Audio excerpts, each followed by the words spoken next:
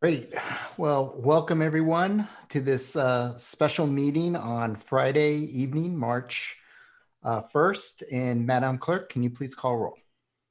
With pleasure, Mayor.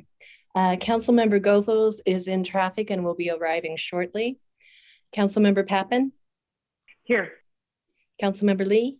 Here. Deputy Mayor Bonilla? Presente. Mayor Rodriguez? Here. Okay, thank you for that. Due to the health orders in place at this time, we are holding meetings remotely. Information on how to provide public comment is explained at the bottom of each published agenda. When public comment is announced for the item you wish to comment on, when signed into Zoom call, you can use the raise your hand feature and you will be called upon at the appropriate time. And if you're calling in via phone, press *9 to raise your hand. And when called upon, press *6 to unmute. These options for public comment will remain available until I close the public comment period for that specific item. Okay, we're going to move to the first item on the agenda in this study session, and that is campaign contribution limits review. And we have City Attorney Sean Mason presenting to us. Thank you, Mr. Mayor and members of the City Council. Can you see this slide? Yes. Great. So good evening, Mr. Mayor, members of the Council. I will be making a presentation on this agenda item. And in this presentation, I will give a brief history of the city's regulation of campaign contributions. I'll review issues raised by members of the public on revisions the Council might consider to the existing regulations.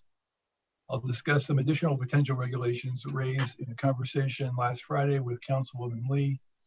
And I'll wrap up by identifying options for the Council to consider for providing direction.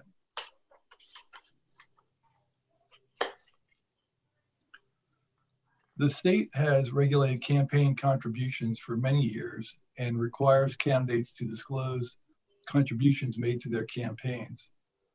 However, up until very recently, the state did not place any limits on how much a person or entity could contribute to a campaign.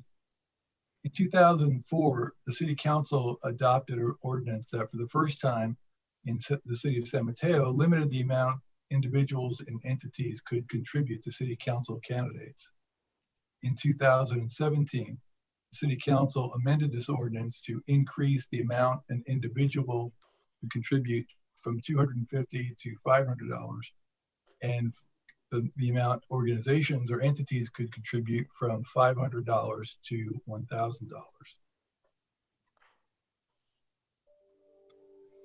Over the last election cycle, there have been public concerns expressed about two aspects to the current regulations: the treatment of non-monetary contributions and the treatment of contributions by organizations that are controlled by an individual who also makes a contribution.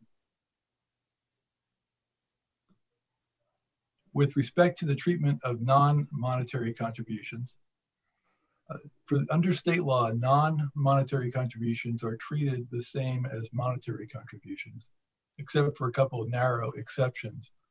One is the donation of personal services. So an attorney or bookkeeper could volunteer their services for a campaign, and the cost, the fair market value of their services are not considered a contribution for state law purposes.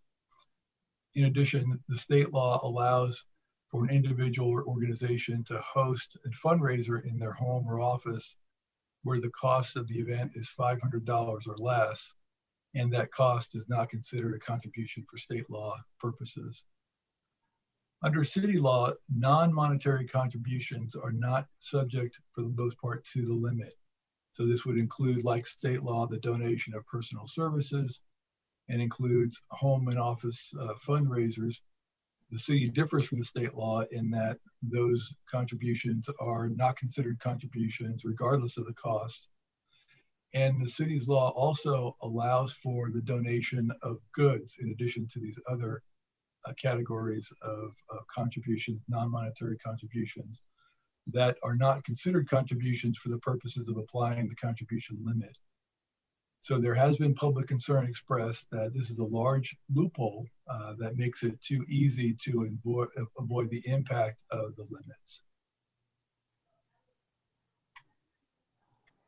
With respect to contributions by organizations controlled by an individual, under the current city law, the contribution limit is not applied to contributions made by an individual and organizations that the same individual controls.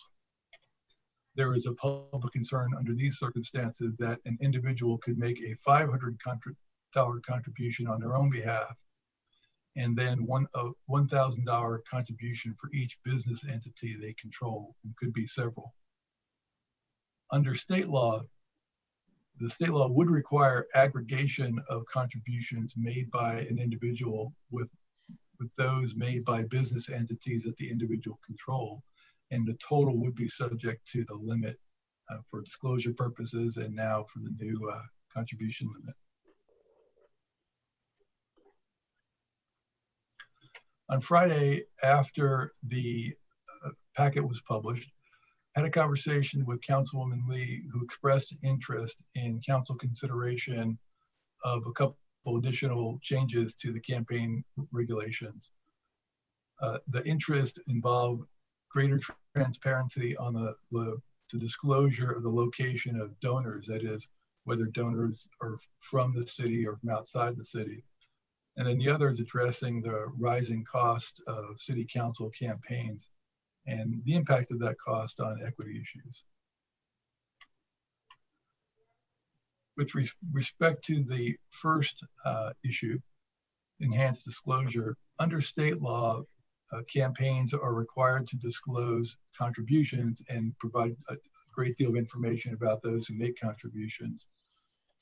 But that information does not specifically highlight those contributions made by San Mateans versus those made by individual organizations outside the city of San Mateo. That information is accessible in the forms filed by candidates, but it isn't highlighted and brought to the fore. So the proposal would be for the city to prepare a form that would be posted on the city website and that highlights contributions from in-city donors from donors outside the city, and require candidates to prepare and file the form and have that posted on the city website. With respect to addressing the concern about the rising cost of campaigns for city council, the expressed interest is in voluntary expenditure limits. And this graph provides information about the cost of campaigns over time. So the yellow line is the average spent by all candidates going back to the time just before the campaign contribution regulations were enacted to the present. And the blue line is the highest spent by a single candidate in the election. And the gray line is the total expenditures for each of the elections. And each of the data points are from a particular year. And then within those years, you'll see a parentheses, that's the number of candidates that ran in that year.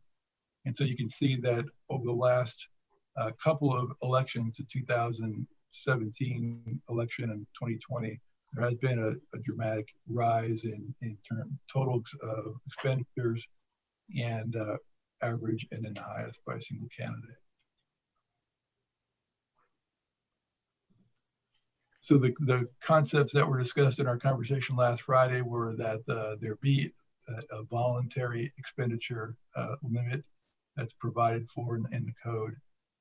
It needs to be voluntary because forcing people to limit their expenditures has been found to be unconstitutional, a violation of First Amendment rights. So the city would not be able to impose a mandatory expenditure limit. The concept that was discussed is perhaps establish the amount of the limit on a per registered voter amount, although that could be subject to discussion and research. and then also going to provide for an escalator of that over time, such as CPI.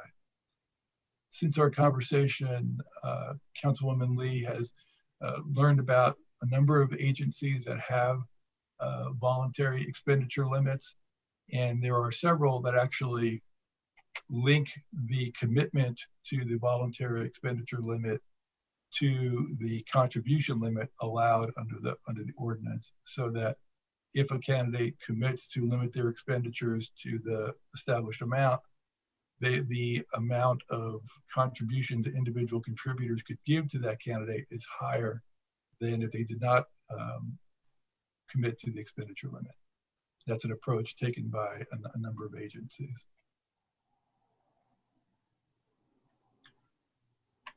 So for tonight, for consideration for tonight for the council, as I mentioned a couple of times before I get to the first option, in 2019, the state of California did adopt a statute that establishes contribution limits for local elections, city and county elections for the first time. And that law went into effect January 1 of this year. And it establishes a limit of, it's a default system. So if a city doesn't have an ordinance, then those limits apply. And the limit on contributions is $4,900. So that would be for individuals or organizations could give as much as $4,900. So with that system in place, one option would be for the council to repeal the current code, the city regulations, and allow the state law to apply, state law as described. Another option would be to continue to have city-specific regulations and address that concern about non-monetary contributions that was raised by a member of the public. Another option would be to keep local rules and to address the contributions by individuals and related entities that were expressed by a member of the public. Council could also consider disclosure of contributions by donor location as proposed by Councilwoman Lee, and then could consider a voluntary expenditure limit program. That concludes my presentation. I'm happy to answer any questions the council might have. Thank you for that, Sean. Do we have any questions from members of the City Council? Okay, I am not seeing any hands raised. Okay, we'll open it up. Oh, is that somebody's hands raised? Diane, Councilwoman Patton. That's okay. I just had one question on the expenditure limits.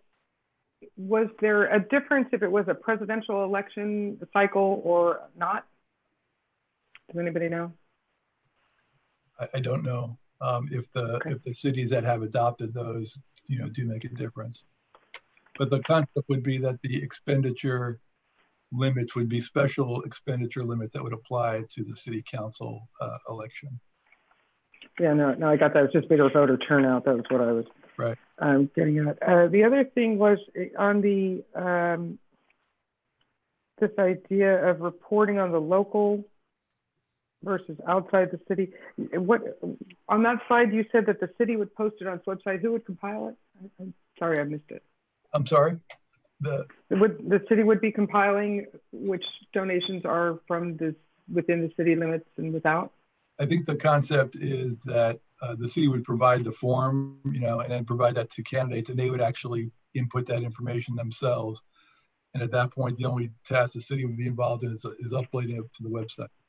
Okay, thanks for that clarification. Sure.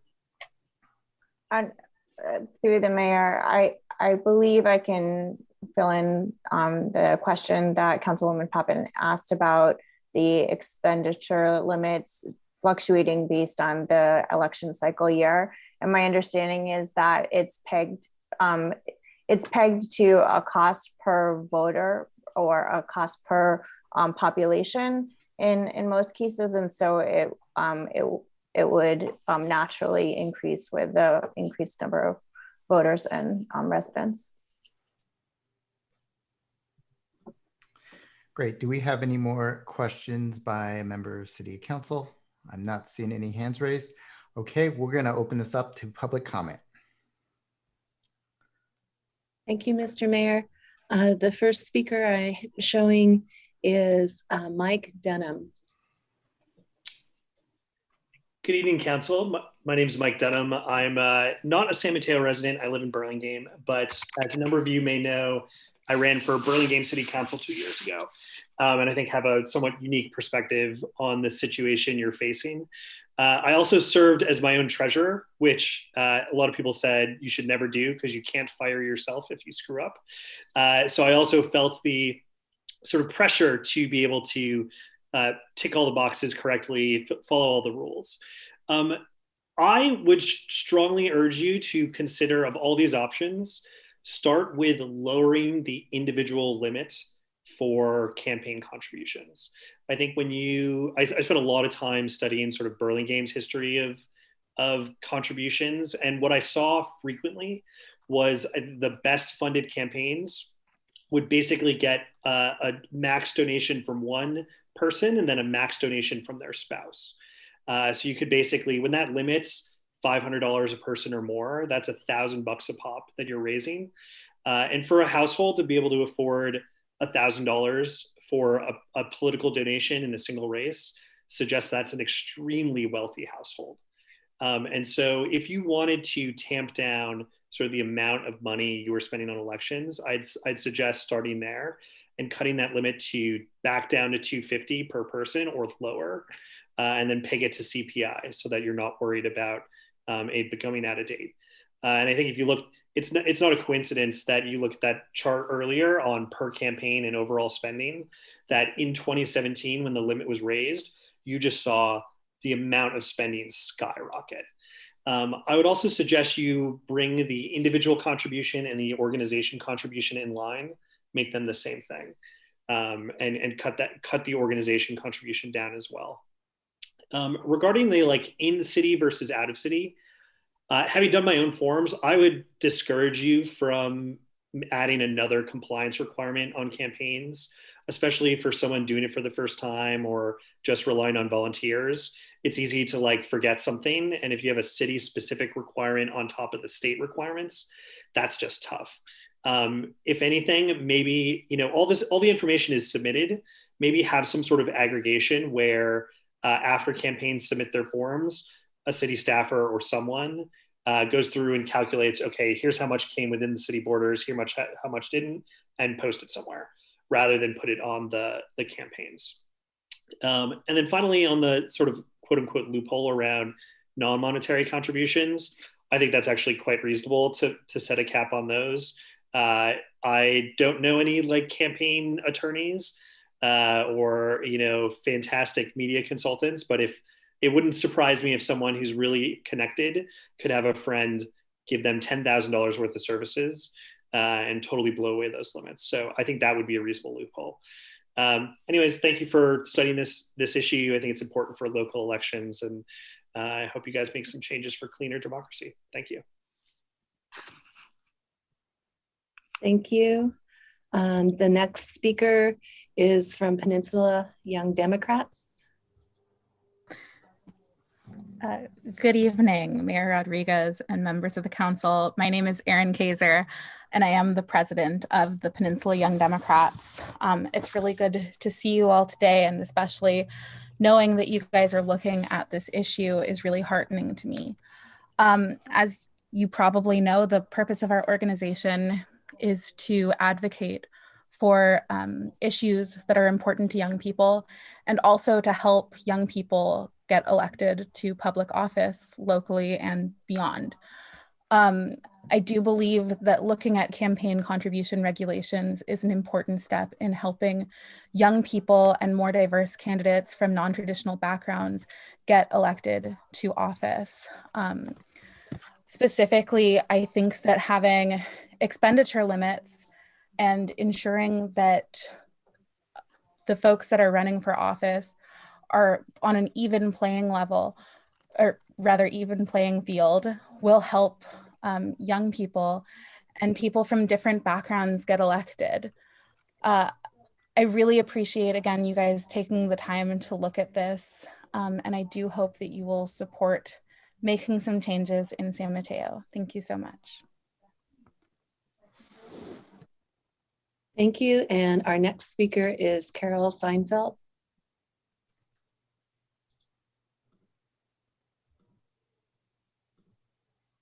Generally support your review of this, although I'm not coming at it from the anti-development angle, which is what I think might have prompted this.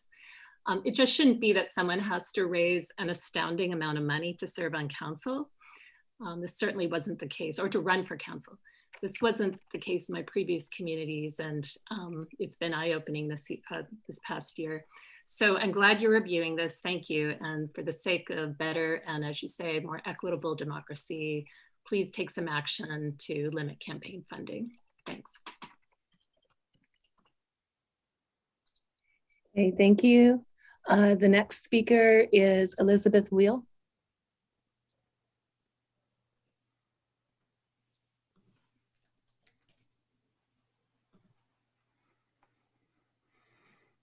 Elizabeth, you need to unmute yourself. Got it. Okay, sorry. I'm a member, my name is Elizabeth Wheel, and I'm a member of the League of Women Voters of Palo Alto. Our chapter has formed a study group to explore the issue of local campaign finance reform. The local chapter's focus, I'm sorry, I'm hearing an echo. Is that, can you hear me okay? We can hear you fine. Okay, I'll just ignore the echo. Basically, I'm here to tell you that we are doing something in Palo Alto, the League of Women Voters, exploring this issue, and I want to commend you for what you are doing in this direction. It's very clear that this is a necessary democratic reform that will benefit everybody in the community. So thank you so much for your work.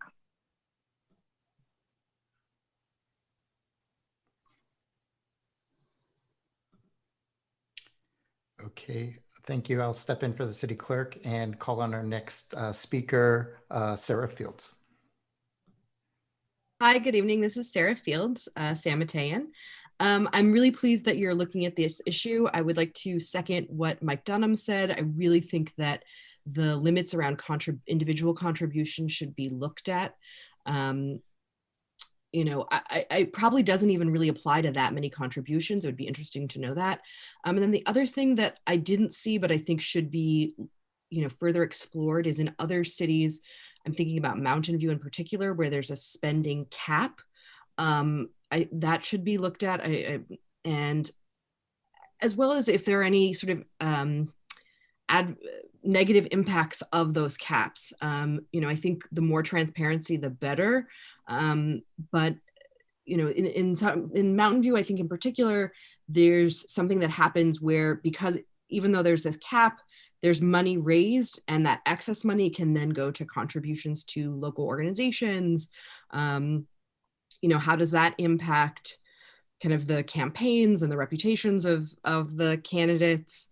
I just think there's a couple more issues that probably need to be a little bit more fleshed out, and whether that's through Sean's work or whoever takes over for him when he retires, which is next month. I think that there's a lot of sort of sticky issues here that need to be better explored. But like I said, I really commend the council for looking into this. You know, really, the more that's disclosed and the more that's transparent in the way that we govern, the better. And so I say thank you. Thank you. And next speaker is Jordan Grimes. Hi, good evening, council members. Jordan Grimes, 19th Avenue Park. Just wanted to very briefly share my support for increasing campaign finance reform and transparency measures, especially around the idea of a voluntary expenditure limit. I know VELs have worked really well in a number of places along the peninsula and in the South Bay. Mountain View and Santa Clara are both great examples of this, and I think it would be really helpful here as well. As the chart staff provided during the presentation clearly shows, local elections now require an exorbitant amount of money to participate successfully in, which bars many members of our community from being able to really participate in the highest local level of public service. Additionally, I know the city has created a number of really helpful dashboards recently, and I think being able to have some better data visualization of who's contributing to candidates, and how would be really helpful to the public. So I appreciate staff and council looking at this, taking up these considerations, and I look forward to seeing what happens here. Thanks. Mr. Mayor, I have no other hands raised. Great, thank you. I'm going to close public comment and bring it back to the City Council for any additional questions or comments. Anybody like to kick things off? Councilwoman Lee. Well, thank you for indulging me and some of the ideas that I've brought forward. I having just gone through a campaign, this is a top of mind and very fresh. And I think that the city has a really important responsibility to make sure that at the front lines of democracy, which is where we are at local government, that we have a transparent and equitable and accessible process. And that's where I hope that we can head towards in a very intentional reform policy process. And I think that my hope is that we can, as a council, really mull over some of these ideas and reach some consensus and bring them back to another study session that will provide a lot more information and background in terms of the details of the potential options. And so, personally, in terms of what's on the table and menu right now, I strongly support the closing the loophole for the non-monetary contributions. I think it is confusing to the public. It's confusing to the candidate and candidates potentially, and I think that it should probably be capped at the same level as our organization and individual maxes as they are today. And I think that, like drafting an ordinance, maybe, we have more discussion to specify some of those details. I personally believe that, if we look to the state in terms of how they require us to aggregate the original source of each donor, and that original, that each of those donations as they might be associated with different business entities are aggregated and subject to the maximum cap at the state. I think it makes a lot of sense for us to follow the same the same structure and the same sort of rationale in terms of knowing who the original source is and only allowing one donor per organization. So an original source is subject to the maximum, and that there isn't a workaround where somebody who might own 3 different businesses can max out 3 times. I obviously support the disclosure of contributions by location. To me, this is actually one of the most meaningful reforms that we can make. It's more about providing important information to voters, really embracing the city's role as an educator in the democratic process to support voters to make informed choices. And I think that one of the considerations that's very important to voters is who's supporting these candidates and where is their money coming from. And in the case of this last election cycle, there was a lot of outside jurisdiction money and outside county jurisdiction money that played a significant role in some of the candidates' campaigns, and I think that there was a real lack of visibility to that. I think that when we are considering electing leaders that represent us as a community, it's important that the community's voice is highly visible, and that voice is in some ways, in many ways, quantifiable through donations. And so I think having a dashboard of sorts, a reporting requirement, not just to capture who's who's donating inside the city, inside the county jurisdiction, and then outside the county. But even, information like how much has each candidate spent of their own money, and knowing how somebody's individual wealth can play a very large part in their campaign. And so I think that, this is a sort of one idea that we can add on to. And when you think about like, what's really important, where are we trying to get to when we think about what's fair and accessible and equitable?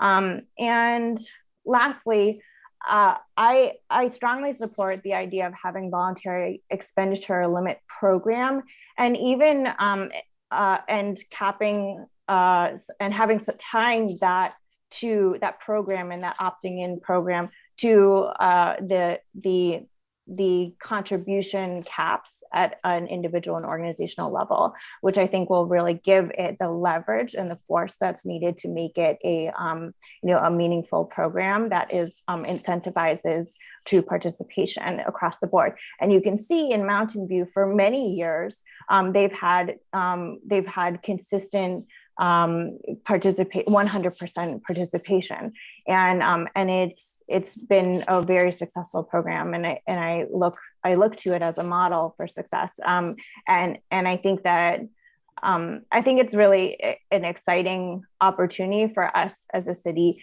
to level the playing field and get big money out of politics, and I think that there are ways that we can, if we were to adopt this program, there are ways that we can help low information voters see very clearly beyond just like a reporting page or, sort of like an asterisk on a ballot or something like that, that we could even go further and encourage candidates or require candidates to put their opt-in or opt-out to the voluntary expenditure limit on their campaign materials, on their campaign websites, on their social media advertisements, and that helps instill and promote a culture of fair election processes that I think that our city is ready for and very willing to embrace. So those are my comments. Thank you. Other comments from other council members? Deputy Mayor Bonilla. You're on mute, Deputy Mayor. Thank you very much for letting me know that. I want to say that I actually strongly support what Council Member Lee brought forth. I want to just add some accent to a couple things. I've spent a good part of my life in my career working towards leveling playing fields. It's important in my career for workers to be able to compete for jobs. It's important here for people to be able to compete for elected office. It's important for our citizens, our voters, to be able to fully participate in the progress and feel as though their input and their contributions matter and aren't weighed out by large, well-moneyed interests. I believe that we have to do this to create opportunity and present the perception of undue influence in the electoral process. So, I mean, I could go on, but I think, like I said, Councilwoman Lee said most of what I'm thinking, if not all. So I'd like to, since we're now talking about the page in front of us here, I think that what I'm looking at in terms of options, I don't want to repeal city regulations.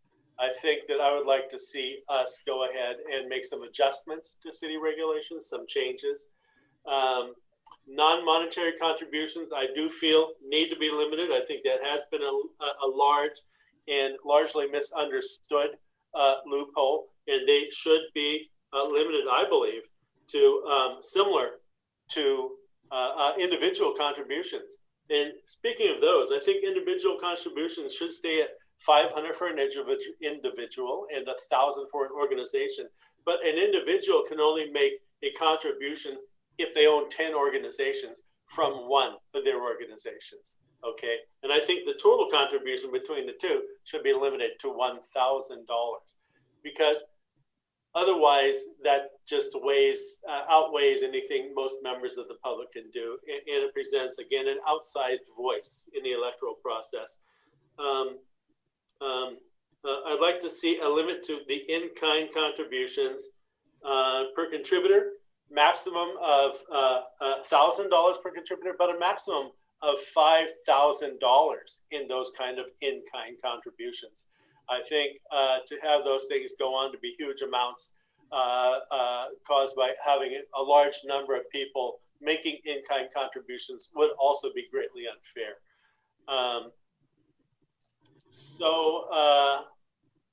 Location, yes, I support tracking location. I think Sean described a very easy way to do that. It's a form the candidates fill out and turn in themselves. And I think that would help make a difference in letting the public know where contributions are coming from. And I also support accepting or not voluntary expenditure limits and posting on your communications whether or not you are in fact working with voluntary expenditure limits, and if not, saying that you are not doing that. So those are my thoughts on that. Thank you very much. Thank you. And Councilmember Goethals, I see your hand up. Thank you. Within this conversation, it seems to me that we're leaving out the independent expenditure piece. And what I don't understand about that is, are we actually making independent expenditures more impactful? No. Yeah. Sean, it's my understanding we cannot regulate independent expenditures. They cannot be limited. And so I have mixed feelings, because I do believe that regulating campaign contributions is a good indicator. It helps to promote smaller candidates who maybe have less access to money. It doesn't allow people to tip the scales, except the biggest loophole that there isn't being regulated at all by us. And so I'm playing devil's advocate a little bit here. In some ways, the things that we're trying to achieve might be better accomplished through district elections. And I know that's a crazy word to bring up, but I wanted to express my mixed feelings, given that we've seen a rise in independent expenditures. I agree with all the things that we've talked about. So having better transparency with non-monetary contributions and disclosing the location of donors and voluntary expenditure limits, all these things actually sound good to me. I want to make sure we're not shooting ourselves in the foot, cutting off our nose to spite our face, actually giving in to special interests and making their voices heard even more impactfully through independent expenditures. It's just a concern that I have. And I think it's a justified concern given what we've seen in our elections lately. I can certainly understand someone who would say we need to increase the contribution limits in order to allow candidates to compete with those special interests. And that's understandable. If we could regulate things across the board and make it a more fair system, I would support that even more wholeheartedly. But since there's this ginormous loophole with independent expenditures, it begs the question, are we helping or hurting? I asked that to my colleagues and I don't know the answer. But I support these common sense reforms. Thank you. Councilmember Pappen. Unless you wanted to go before me, Mr. Mayor, or you want me to go before you? I have my comments, or you can go. It doesn't matter. Okay, I'll go. Yeah, I mean, I sort of concur with Councilmember Goethals. I think all these things sound fantastic in the abstract. I mean, we can all agree that raising money for public office is not the easiest thing to do. I don't care who you are, it's not easy. And we all wish really that money wasn't a part of having to run for office. I think we can probably all agree on that. But the flip side is that campaign money allows a candidate to reach voters in a very direct and transparent way. And I heard the theme transparency coming through a lot.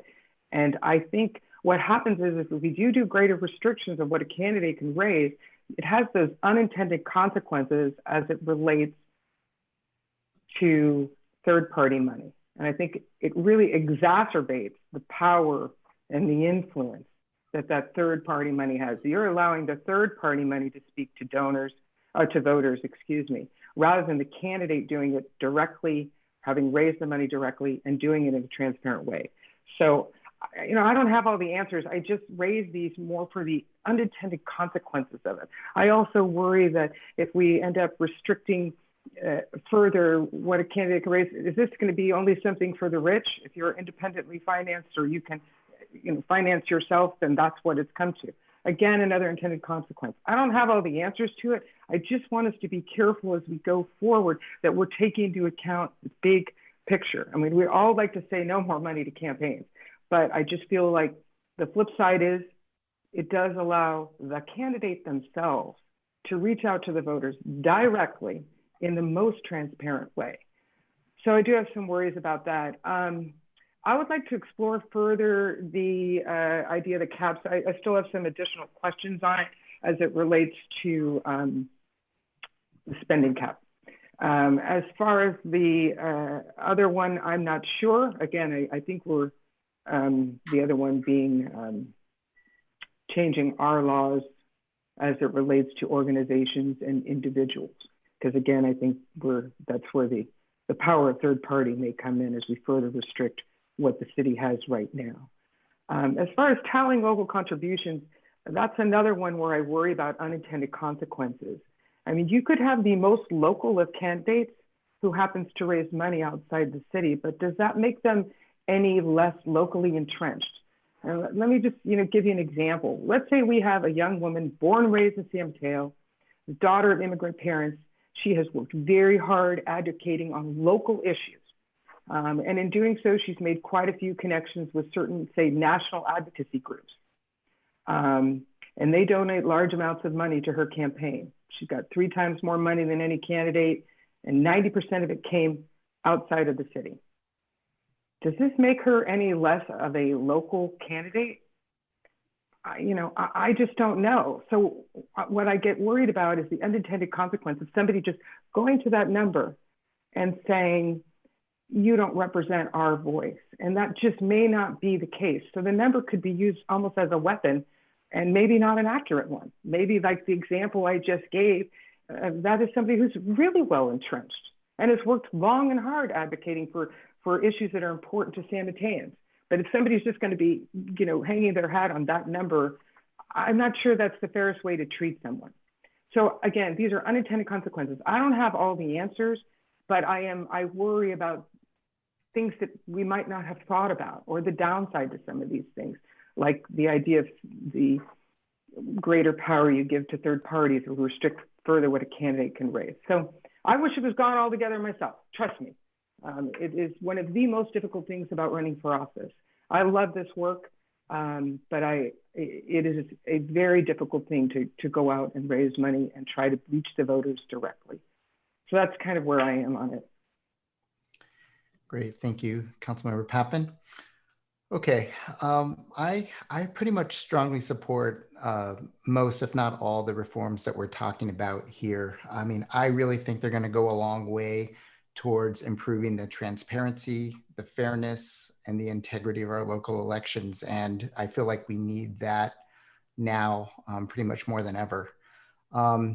I'll go down the list with the non-monetary in-kind contributions. To me, this is a complete no-brainer, the easiest one. I didn't even know that loophole existed. And I thought that after running through a year-long campaign that I knew of all the campaign laws, and I guess I didn't. So I think we should close that loophole, definitely. The contributions by individual entities, yes, I also strongly agree with that one.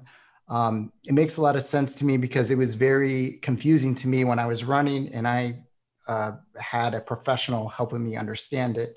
I think it will add a lot of clarity to the process, and I actually think it will make reporting much easier. So I support that. Regarding the city versus no city, this is the toughest one for me. In general, I'm supportive of the concept. For a lot of the reasons that Councilmember Pappen brought up, I would prefer it being perhaps Bay Area versus non-Bay Area, just because people move in and move out, and a lot of the same advocates that that were advocating for this in public speaking always make the case that, you know, the region, we got to think a little bit more as a region. So I think that, you know, LA versus San Mateo, yeah, that might be worth noting. But, you know, Burlingame versus San Mateo, I think that might be splitting hairs, and I don't want to weaponize something that shouldn't be. That's me.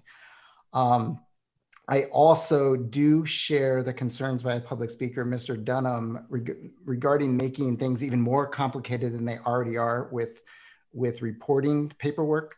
I would actually think if we as a city council agree that this is important, I would actually be in favor of having somebody in city staff's office be tallying these numbers and not adding another bit of bureaucracy for the candidates. That's just me. In terms of voluntary spending limits, I also support this. I just think of all the highly qualified would-be candidates who end up not running for office because they fear they can't raise $100,000 to be competitive. I think voluntary spending limits would help address that. Now, I do also very much have the concern that we would be increasing the influence of the special interest groups, the PAC money that is having on our elections. But I really think that they're going to have that influence no matter what. And I don't see Citizens United being overturned anytime soon. So that influence is always going to be there. So there's pluses and minuses. I think that the spending limits the pros of the spending limits outweigh the negatives. And that's where I stand on all of these. So, Councilmember Lee, you have some more comments. Yes, thank you for allowing me another turn. I wanted to just respond to the concerns raised about the independent expenditures, and I completely appreciate that there is a risk of throttling one side and then, or squeezing the balloon on one side and then it ballooning out in the other side, and so I hear that concern. There are models in place, and again, I would encourage us to look at Mountain View. They have an ordinance in place that is a finance disclosure requirement for independent expenditures. A lot of times campaign committees are established and they're named very benign, very, like very unthreatening names like "I love puppies, don't you?" And so this is a requirement that the Mountain View has adopted that forces the independent expenditures to actually list on their materials who funds that committee. And so if it is in fact funded, the top 3 or 5 sources are SAMCAR and CAA, that would need to be noted on the IE itself. And so they can't hide behind, sort of benign committee names. So I think that's a potential idea that we could consider as this conversation evolves. So City Attorney Mason, do you have any questions for us or any more information that you need to take this to the next step? No, Mr. Mayor, I think I've got the direction that will help us move forward with the next steps. Great, thank you. So we're going to move on. We're going to close this item out, and we're going to move on to item number 2, which is another study session: billboards on city-owned property in considering options. And we're going to bring City Attorney Sean Mason back to present on this topic as well. Take it away, Sean.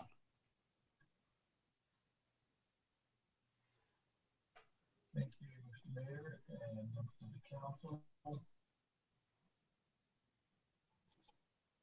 I'm having some trouble hearing you, Sean. Oh, I'm sorry. I was better. Mumbling because I was trying to get my screen up there. So you can see my slides now? Yes, we can. Great, thank you.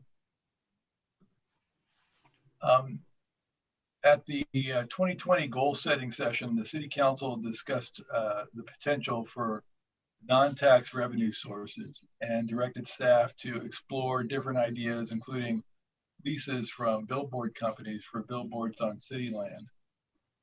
The council was familiar with the billboard program in San Carlos and asked staff to look into this program as part of its efforts. In San Carlos, the city amended its sign ordinance to allow for the placement of billboards in the city, but only on land owned or leased by the city. Last November, staff reported back to the City Council on various non-tax revenue opportunities, including the billboard program. During that presentation, I expressed concern about a potential First Amendment challenge to the San Carlos model and informed the council of a lawsuit that had been filed by a billboard company in Texas that raised this very issue. Councilwoman Pepin also mentioned that she was aware of billboards on city land in Millbrae and Belmont, and the council asked that I reach out to those cities to discuss their arrangements. And the council directed me to monitor developments in the Texas case. The Texas case is called Kenjo Outdoor Advertising versus Castle Hills, Texas. In that jurisdiction, the city adopted an ordinance like the one in San Carlos that prohibited billboards that are not on land owned or leased by the city. Kenjo, the company, had secured 2 sites and proposed to install signs on those sites. The city rejected the applications because the sites were not owned or leased by the city, and Kenjo sued on First Amendment grounds.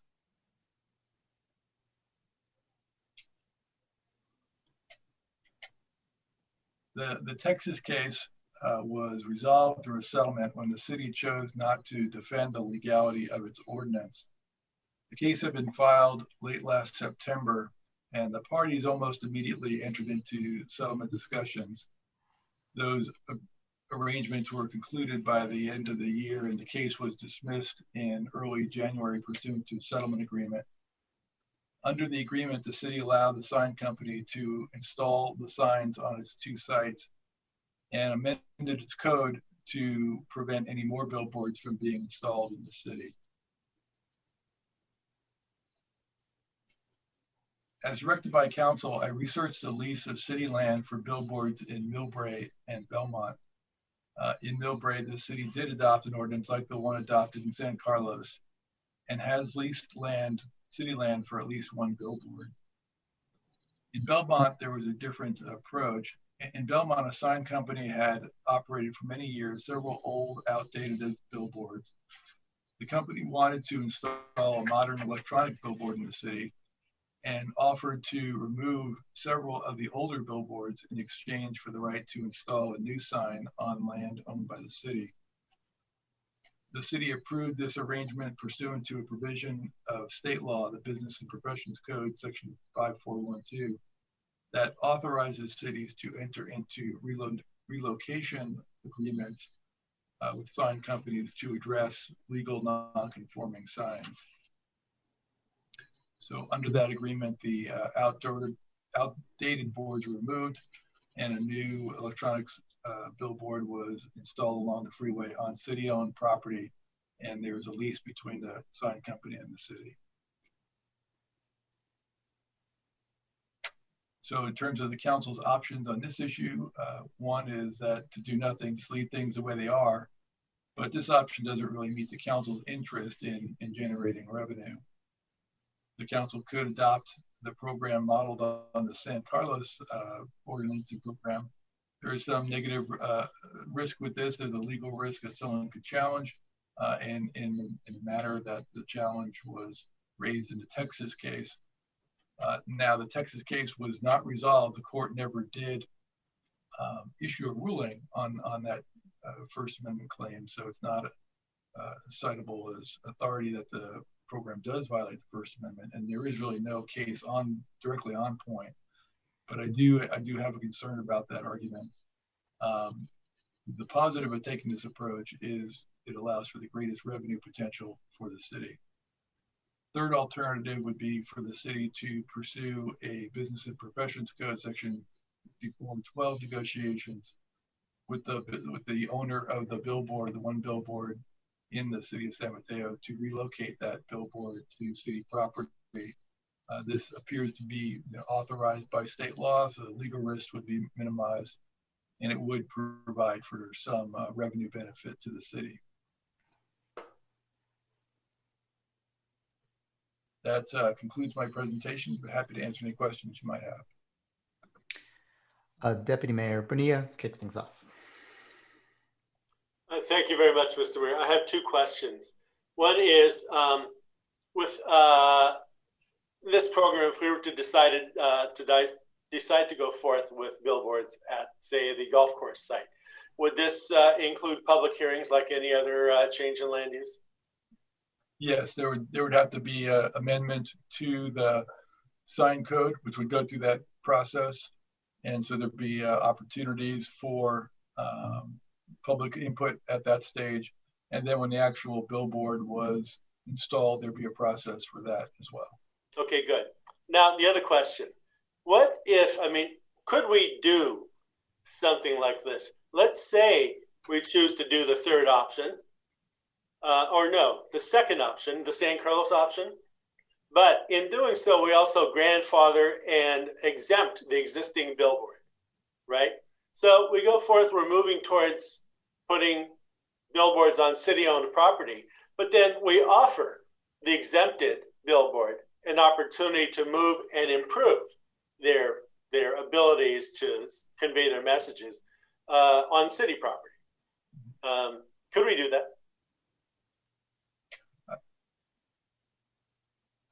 That approach would still have the sort of the same legal risk, but it's something that the council could consider doing. Okay, thanks. Other questions from council? All right, I'm not seeing any hands raised, so maybe we'll open it up to public comment if there is any. Madam Clerk, do you see any hands raised? I do not see any hands raised, Mr. Mayor. All right, then I'm going to close public comment and bring it back to this council for additional questions or comments. Councilmember Pappen. Just one comment, question, excuse me. It is that, I guess, was it in the staff report that the relocating of the one sign, really our only option was to be near the golf course? Do I have that right? I believe that there was an evaluation by the city staff of sites that would be city-owned sites that would be available for relocation, and the one that seemed to work from this perspective that the city owned the site and also have freeway visibility, which is what the companies look for, is the site on the golf course. Okay, and I have one more question, if I may.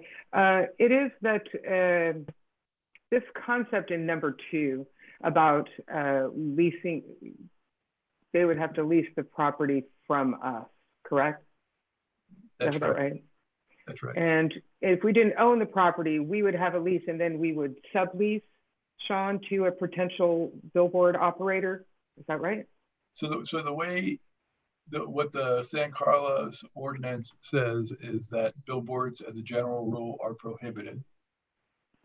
However, they are allowed on property that the city owns, either it owns or it leases. And so what happens, ownership is pretty straightforward. City owns the land, the billboard company comes in, leases the city land, and then install this billboard. Under the leased property, that allows the city to find a location, go to the owner of that location, lease the property from that owner, and then sublease the property to the billboard company. And how did you say we'd find that location? We would just locate one and. Yeah, apparently they just look for available sites. So that is driven by the city, or it is driven by a potential billboard operator. Right, that's right. Billboard operator. Okay. Working. I was just curious about that and how we might select one property over another was kind of where my questioning was going. Okay. All right, Deputy Mayor Bonilla, I saw your hand up next. Yeah, thank you. I just have a question and maybe a comment, but I noticed in the report, most of what we were talking about was electrified billboards. And I just want to ask for the city attorney's opinion. I don't think electrified billboards are appropriate everywhere because of some impacts they may have on some neighbors. What is your thinking about challenges around electrified versus just lit billboards? So I guess the first point is that it would be, if we were talking about option number 3 and entering into negotiations about a relocated board, it would be, because it is a negotiation, up to the council to decide the terms of that relocation agreement. So the council could say, hey, we're fine with the relocated billboard, but we don't want an electronic one, right? If that was the council's policy choice, they could do that as part of the agreement. Or too many neighbors complained about the possibilities of too much light with electrified billboards. Yeah, and I can tell you that there are state laws and rules that apply to electronic billboards that limit the amount of light that they can emit. But the interest is primarily from the perspective of drivers, so it's driver safety, so they don't blind drivers, right? But that doesn't necessarily mean that people who live close by, their property is not impacted by a greater amount of light if they live close to a billboard. Thank you. You're welcome. Councilmember Lee. You might be on mute. Thanks. I just wanted to jump in and say I thought that the idea raised by Councilmember Bonilla was really strong in terms of the consideration for our relocating the existing billboard to the golf course, which seems like an ideal location, and frankly, I think electrification of that billboard could probably work there. But in terms of having the least impact to surrounding neighborhoods and bringing the current sign up to certain modern standards, and I think that would be a really solid and measured approach that I would support. I'm strongly in favor of realizing passive revenue for the city, so yes, I'm really excited about those two ideas. I would also like to consider where there might be other opportunities for billboards. And I think that it is possible to create a community sensitive and restrictive policy guideline that would really narrow where appropriate locations would even be considered, and also maximize the revenue opportunities. So I'm as a middle ground, I think that the idea that Councilmember Bonilla raised is very strong. I would support going a little bit further if we can, and seeing where that leads us. Thank you. Thank you. Councilmember Goltos. So I think on this topic, I've said this before a little bit, but I think for safety reasons, we can regulate where and how many electronic billboards could possibly be allowed within the city.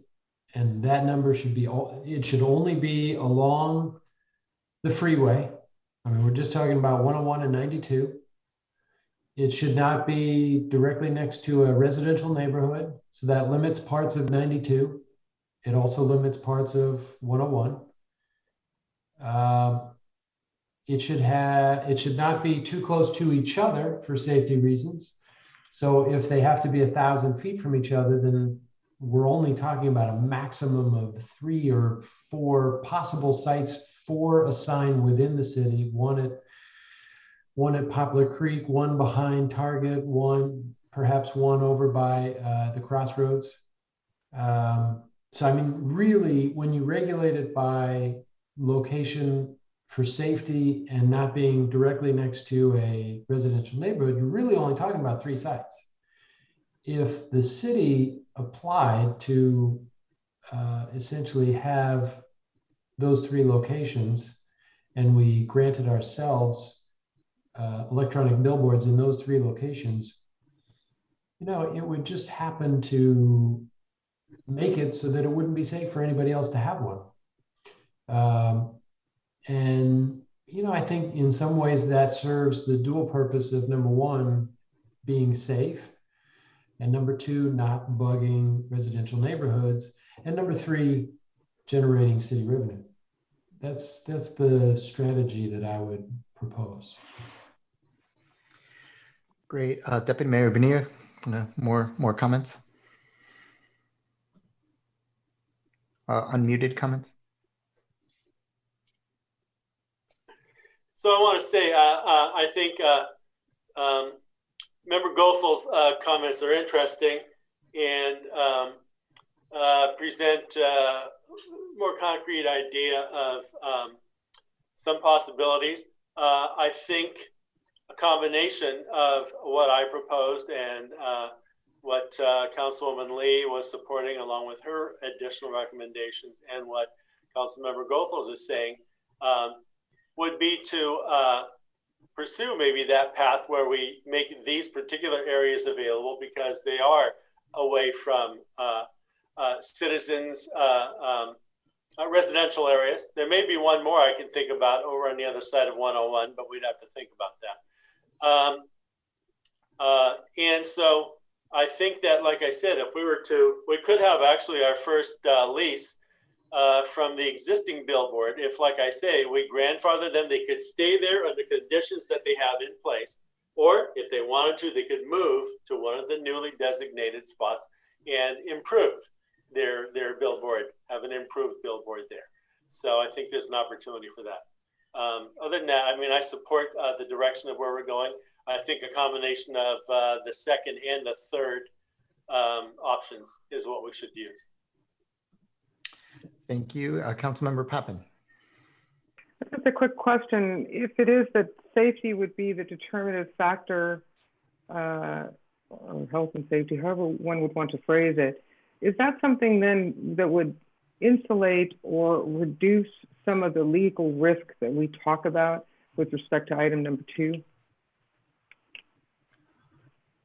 Yes. So one approach to the issue would be to identify criteria. What I heard Councilmember Goethals was talking about would be identify standards that would be used to determine where signs could be placed, which would be a legitimate exercise of the city's police powers to protect safety as well as aesthetics.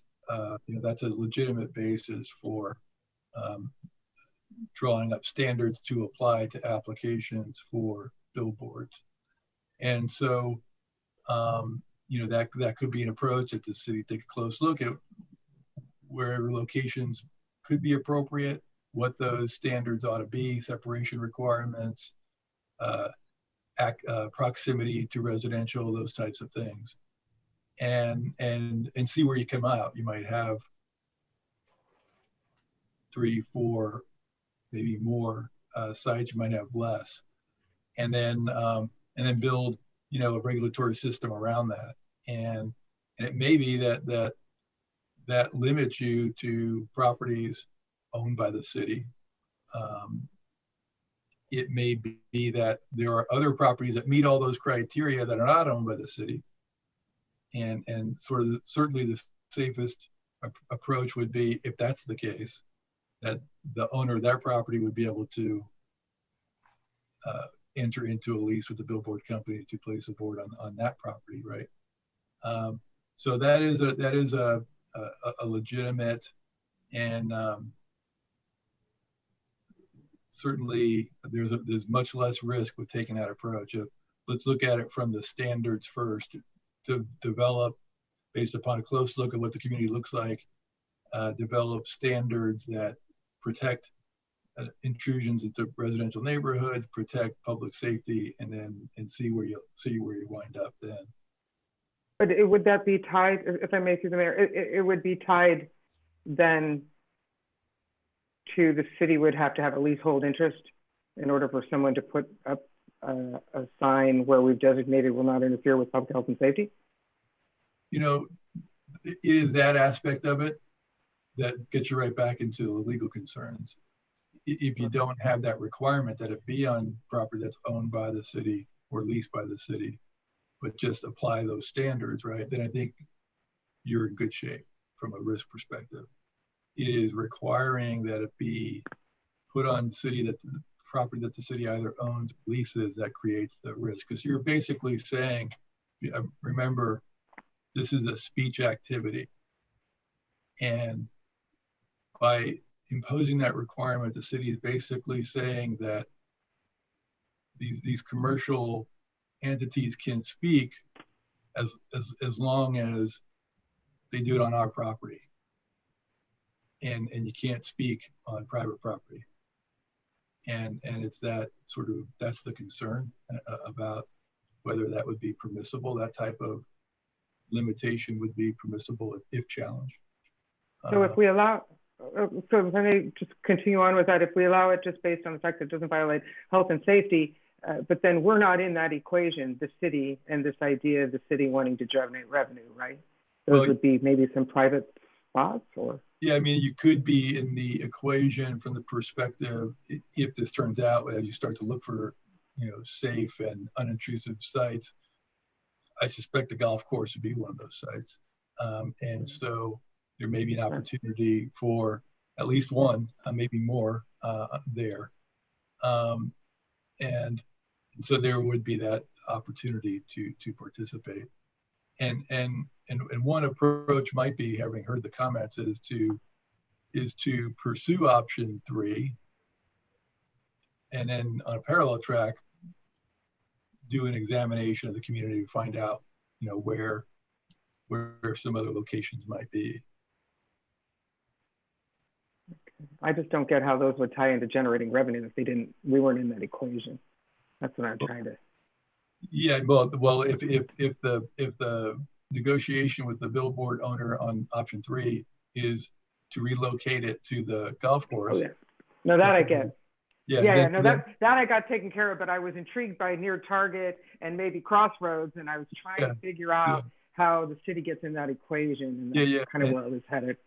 Yeah, and I think, you know, perhaps there are places where the city does have an existing interest that would work. I just don't know. Okay. Deputy Mayor Bonilla. No. No. Councilmember Gotels.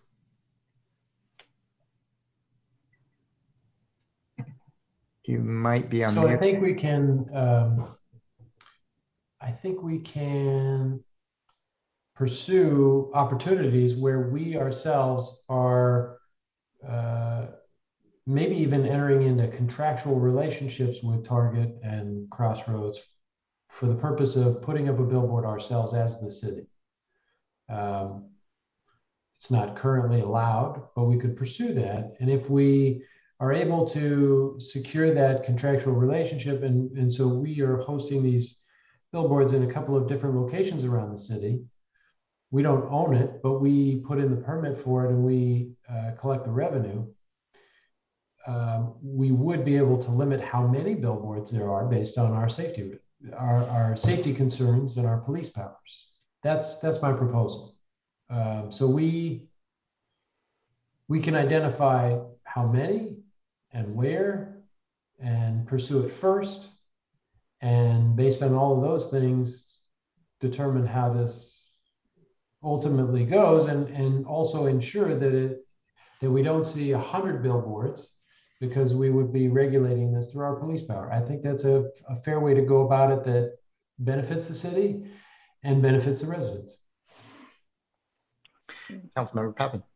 Yeah, no, I want to pursue this a little more with Councilmember Goethals. So, and what you're saying then is, what if we don't get the lease on something, but there is some other entity that wants to come in and put it in that same location? We haven't made it legal yet. It's not currently allowed. If and when we have the opportunity to host these billboards in enough locations, then we can see whether at that moment it's in our interest to actually make these things legal.